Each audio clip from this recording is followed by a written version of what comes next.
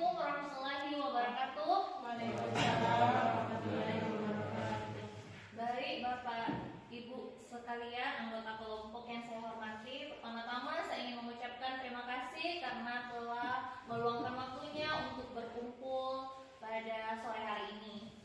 Nah, sebelum kita memulai pertemuan kita pada sore hari ini, saya ingin mengajukan satu pertanyaan. Kira-kira pernahkah Bapak Ibu memperhatikan ketika hujan, misalnya, atau ketika setelah hujan terbentuk parit-parit kecil di sekitar atau mungkin di kebun atau lokasi tanam Bapak Ibu sekalian? Oh ya, baik Bapak Ibu, sebenarnya hal itu adalah sesuatu yang wajar karena hal ini dipengaruhi oleh topografi wilayah kebun Bapak Ibu sekalian. Perlu kita ketahui bahwa Desa Adelang 2 itu memiliki topografi perbukitan dengan kemiringan lahan yang cukup curam di antara 45% sampai 70%. Jadi memang cukup curam ya Bapak Ibu ya.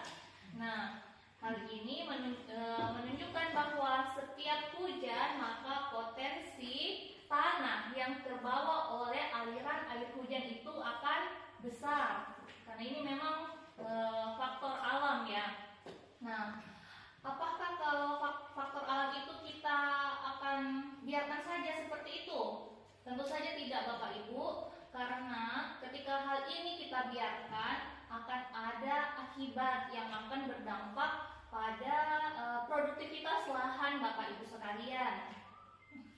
Nah, perlu Bapak Ibu sekalian tahu bahwa dari studi yang pernah dilakukan di wilayah tropis berbukit seperti Desa Adelang 2 itu, potensi erosi tanah dapat mencapai 6 sampai 12 ton per hektar per tahunnya. Jadi ini memang besar. Nah, ada beberapa dampak dari erosi terhadap produktivitas dari lahan Bapak Ibu sekalian. Yang pertama itu tentunya kesuburan lahan atau tanah itu akan semakin menurun setiap tahunnya karena logikanya semakin sering hujan semakin banyak tanah atau topsoil yang larut. Kemudian yang kedua itu air hujan yang seharusnya masuk ke dalam tanah menjadi cadangan air tanah itu justru mengalir ke hilir. Kemudian yang ketiga, akhirnya sumber-sumber air tanah yang menjadi sumber air bagi manusia dan juga untuk tanaman Bapak Ibu sekalian akan berkurang. Kalau berkurang, kesuburan tanaman Bapak Ibu akan berkurang juga. Kalau berkurang, hasilnya berkurang, maksudnya hasil panennya berkurang, akhirnya berdampak kepada ekonomi Bapak Ibu sekalian. Jadi memang hal ini penting untuk kita ketahui agar kita bisa meminimalisir dari dampaknya. Kemudian karena kita sudah tahu apa akibat dari erosi ini, pertanyaan selanjutnya adalah apakah ada cara agar kita bisa meminimalisir atau mencegah dampak dari erosi ini? Sebenarnya ada praktik yang bisa kita lakukan yang kita sebut dengan konservasi tanah dan air. Ini adalah upaya untuk mempertahankan atau mengembalikan fungsi dari tanah dan air agar bisa menopang produktivitas budidaya tanaman Bapak Ibu sekalian. Sebenarnya ada beberapa jenis ya konservasi tanah dan air ini. Ada yang secara vegetatif, ada yang secara sipil teknis. Secara vegetatif itu dengan menanam tanaman yang tepat di lahan-lahan tertentu. Ini setiap lahan ada kriterianya sendiri dan juga membuat bangunan. Kalau sipil teknis itu membuat bangunan untuk meminimalisir aliran air. Nah, kalau sipil teknis itu juga ada macam-macam jenis bangunannya.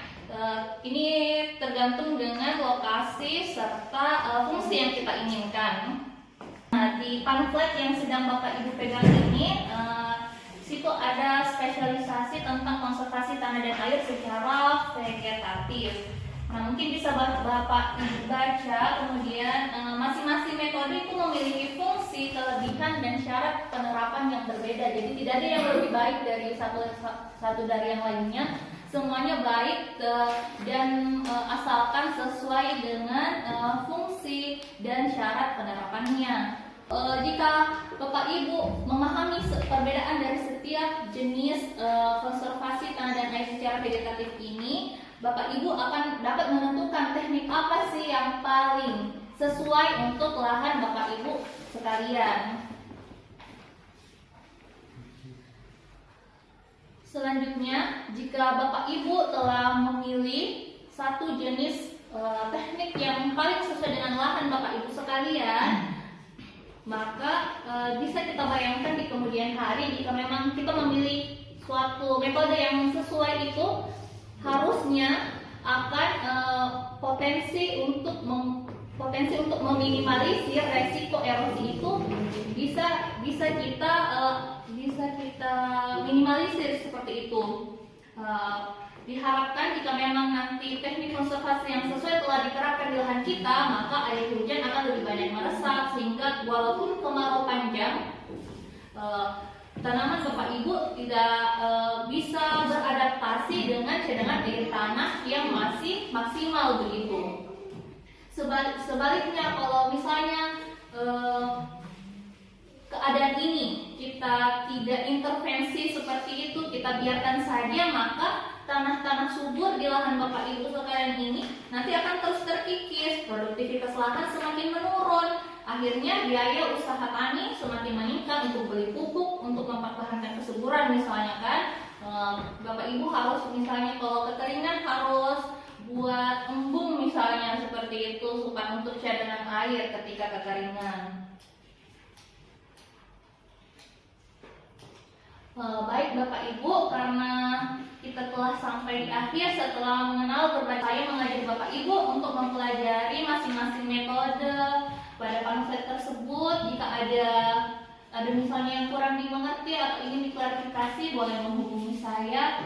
Harapannya jika memang nanti kita telah memahami konsepnya, memahami alurnya seperti bagaimana, sehingga kita bisa mulai menerapkan teknik konservasi ini secara sederhana yang sesuai dengan kondisi lahan yang Bapak Ibu sekalian miliki. Baik Bapak Ibu, terima kasih atas kesempatannya yang diberikan kepada saya. Saya tunggu konfirmasi Bapak Ibu sekalian. Akhir kata, wabillahi taufiq wal hidayah. Wassalamualaikum warahmatullahi wabarakatuh. Waalaikumsalam warahmatullahi wabarakatuh.